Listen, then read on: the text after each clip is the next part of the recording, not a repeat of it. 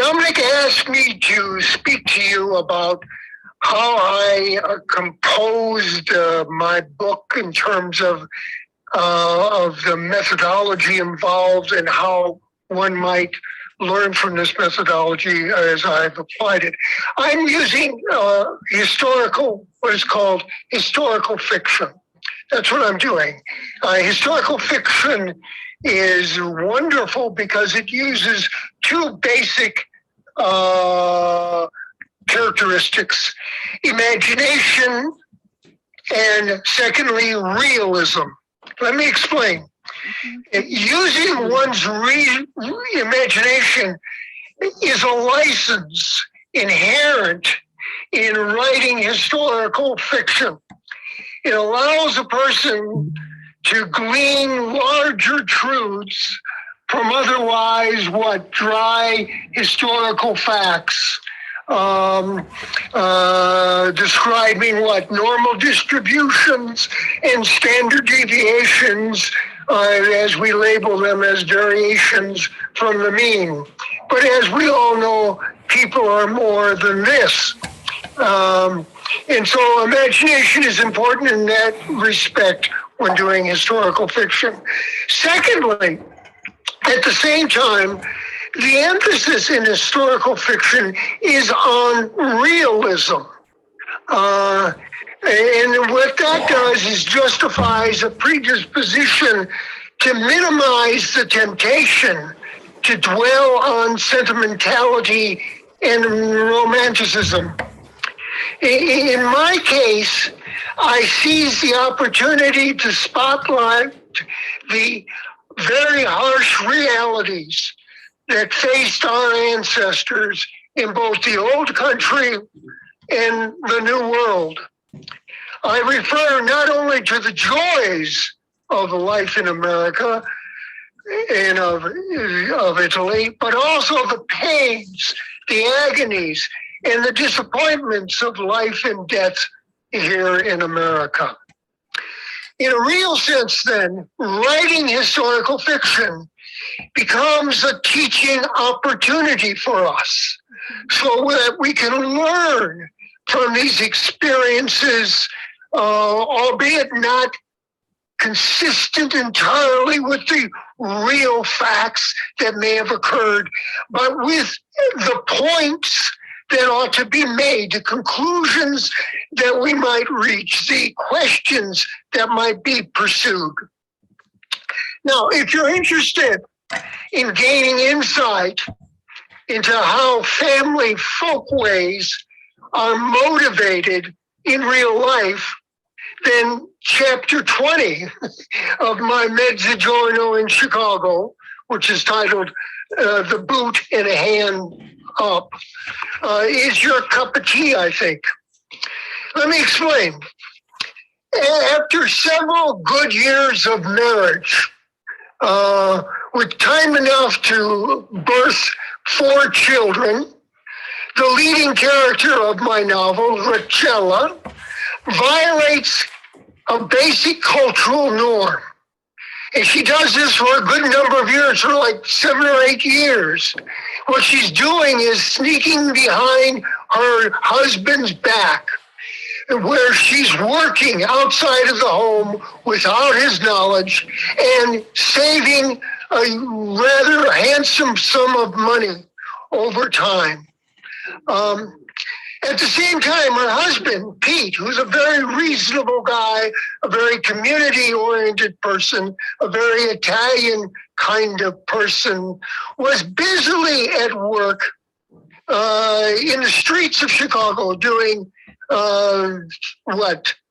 back-breaking, stroke-inducing, pick and shovel labor. At the same time, he gained valuable on-the-job knowledge, where he was able to hone his skills in plumbing, in electrical work, and all kinds of that kind of technical, creative work that has to be done, and thus became proficient at this. Now, let me tell you about Rachella here. She's working for wealthy families in the Prairie neighborhood of Chicago. You know, in the past, that was a neighborhood, a very swanky neighborhood of some of the leading families in the city. For example, the Marshall Field Company, the Armors, and the Pullmans. Well, by scrubbing floors for the rich for 8 years, she, as I said, saved every penny she earned. And at the same time, by the way, she salted away a portion of her husband's take-home pay. Now, Rachella thought she might be ready to realize a dream that she had of creating her own business. She had in mind a butcher shop that suited her just fine, given her premarital part-time work experience at a Taylor Street Italian market. Immediately after she came to this country, she settled into this job, which was only part-time, but she picked up a lot of skill in the process. Now, Rachella was aided and abetted by her mother, Angela. Angela looked after the 4 children while Rachella was away at work, in between the time when her husband went to work and the time that he came home from work. Her sister-in-laws also helped out in this process. Well, by 1925, her major employer, Mrs. Robinson, she had several jobs doing the same thing, scrubbing floors. She tells Mrs. Robinson, this homeowner, tells Rachella she has to let her go because the money from her deceased husband's estate is running low. She must move her family from to more modest surroundings that she could afford to live in. Well, they have a heart-to-heart discussion. Robinson thinks Rachella is a wonderful person. Everyone loves Rachella. She's a hard worker. That's why they like Italians, because they work hard. And she's an epitome of this kind of work ethic. So after this discussion, Mrs. Robinson goes to her study and composes a letter of introduction to a well-connected LaSalle Street banker, who turns out to be an old friend and golfing partner of her late husband at a Chicago area country club. Well, at first, she brings home this information. Hey, I got fired today. I'm going to tell my husband and her mother and sister, well, you gotta be careful with this. You know, this may not go down well with Pete, your husband. So she says, I have to tell him. We got to go ahead in our lives. So she tells her husband when he comes home, and at first Pete is bewildered. How could this happen? He says. I mean, what about the children? They're out in the street somewhere running wild. What are you doing? You've neglected your responsibilities to your children and to the family. And at that point, her mother, Angela, speaks up and says, wait a minute. I took care of these kids, and look at them. They're perfect human beings, as you would expect. Well, the patriarchal nature of Italian family, though, is threatened by what has happened here. And Pete is, quote, naturally offended because A, Rachella has to work outside of the home without his knowledge, and B, that his wife was asking him to work in a butcher shop that required skills that he did not possess in the first place, and in the process, challenging his masculine prerogative of working in an occupation of his own choice. It's his choice to make, not his wife's. Well, Rachella then explains that she hopes to save him and the family from the constant danger inherent in his job and the sometimes violent union politics engulfing it, or that had engulfed it. He had been active in the politics of it. He had good friends in the union movement, and thus he had an attachment to his work and to his colleagues in the ditches of the city of Chicago. Now, let me segue away from the story to acknowledge that my personal experiences, memories, and imagination were central to my writing project. Many of us, certainly all of you here, I'm sure, possess vivid memories of our early childhood. Some are good, and some, frankly, are not so good. In my writing, I call upon those smells, those sights, those interpersonal relationships that shape my understanding of the world around me. And with many of you, I was privy to stories about family members. In fact, at one point, a second cousin of mine asked me to write a history of her family.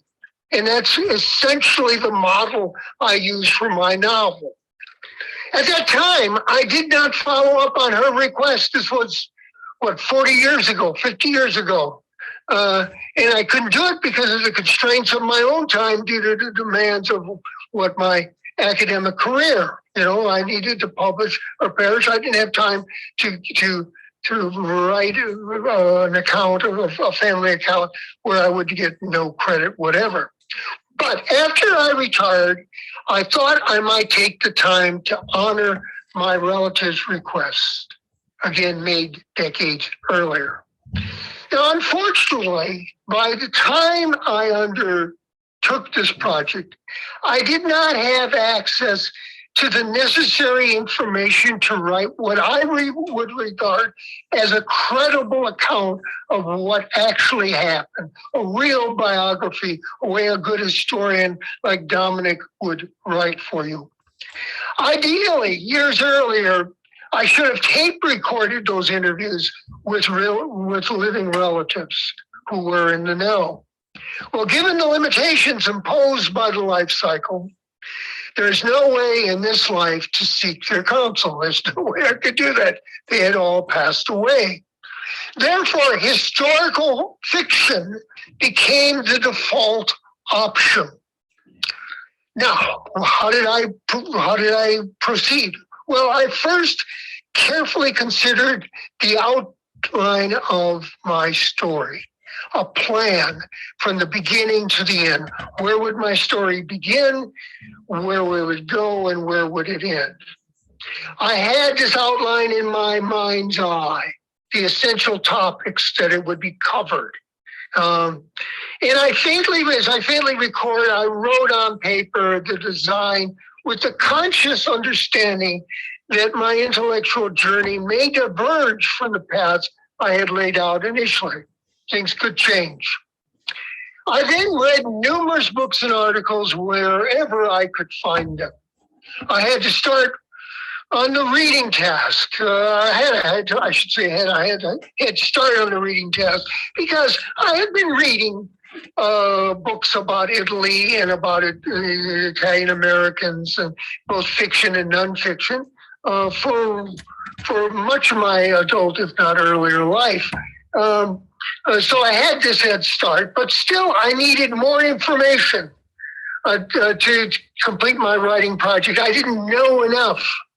I therefore read and reread numerous additional materials on Italian history and culture, Italians in America, and of course on the city of Chicago.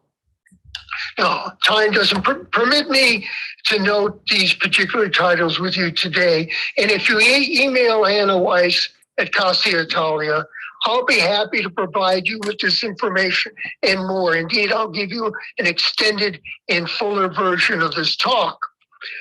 Now, the important point, though, is that extensive reading gave me the context and the insight to fill in the many gaps and blanks in my knowledge that I had only acquired through word of mouth. Now, I aspired to historical accuracy, though, so that my characters are in place and time where an intelligent reading public might reasonably expect them to be. I also made trips to Chicago. I've been living down in the southern part of the state. Now I live right across the river in Illinois from St. Louis. I made many trips, or a couple of trips anyway, to visit various pertinent sites. This was necessary because I had not lived in Chicago since I was a little boy. I had moved away as a young child after the passing of my mother at a very young age. A subscription to Frannoy was valuable. I found that a very useful journal to help me with information. Of course, newspaper articles are available or in their archives, are available for checking facts and figures. I use street maps, which could be valuable. I also used various atlases and guidebooks to Italy. Immigration records at Ellis Island are available, certainly online. And as has already been pointed out here this morning, cemeteries contain considerable information if you know where the bodies are buried. Also, Chicago Historical Associations can be helpful. I certainly consulted in this particular chapter with the Prairie Neighborhood Association. The settlement houses are also sites. Obviously, a Hull House is an obvious place to look. And the readings, the books of Jane Addams, of course, are important. Okay, Al. Hopefully, as time goes by, the scholars at the Italian American Studies program at Loyola will undoubtedly become an excellent source if it is not already the case. Now, I have to admit, unfortunately, of my own oversight, I did not use Casa Italia material because for some inexplicable reason, I was unaware that Casa Italia even existed. I don't know why. I should have been because I read some of the books, but it wasn't part of my cognition. But today, one would be most remiss to ignore that treasure trove of information which is available at the center. Now, despite my best efforts, my understanding was incomplete. I needed the help of others. I had family members that helped me in a variety of ways. And indeed, the editor of my publishing house helped a lot, especially with the grammatical structure of Italian words and phrases that I use. Now, I know I'm over time, but let me just make a last point or two. I maintain a reasonably clear notion of the big ideas I wanted my characters to raise, to discuss, to debate, and to resolve throughout my writing. And two central ideas are evident in the chapter I've been discussing with you here today. The first is the conflict between individualism and materialism on one hand, and secular community values and the related social teachings of Holy Mother Church on the other. The conflict between the I and the we cultures. Rachel tells her husband, Pete, to look after numero uno. You can't rely on the union in the last analysis. You can't rely on others. See what happened to your union leader friend, she explained. He was actually murdered in the front of his own family, in the front steps, which in fact actually happened. Moreover, I nudge my readings toward understanding how Rachella reconciles her husband's perceived status deprivation, which illustrates my second central point. That begins with Rachella's explanation for her apparent norm-breaking conduct. She undertook to work on her knees, not for herself, but for her family's well-being. Her family well-being is a fundamental value shared by Italians worldwide. And then Pete's ego, she labors to make Pete's ego whole again with her tacit acquiescence to her husband's wish that he not become a butcher, that he could do something else, that they had to alter her plan. Notice that Rachella does not argue that the family should discard the old ways, la via vecchia. She's not talking about social revolution or gender equality in the modern disputatious sense. Change for her is a practical matter requiring reasonable accommodation to the facts on the ground. And Pete is well satisfied that he makes the important family decisions and leaves the lesser day-to-day management decisions of running the household to Chella and her strong-willed mother, Angela. And indeed, Pete suggests a way forward that Chella, in the end, gladly accepts. But thank you very much for the opportunity to talk to you, and I wish you the very best in this proposed new volume. Professor Melone, thank you very much.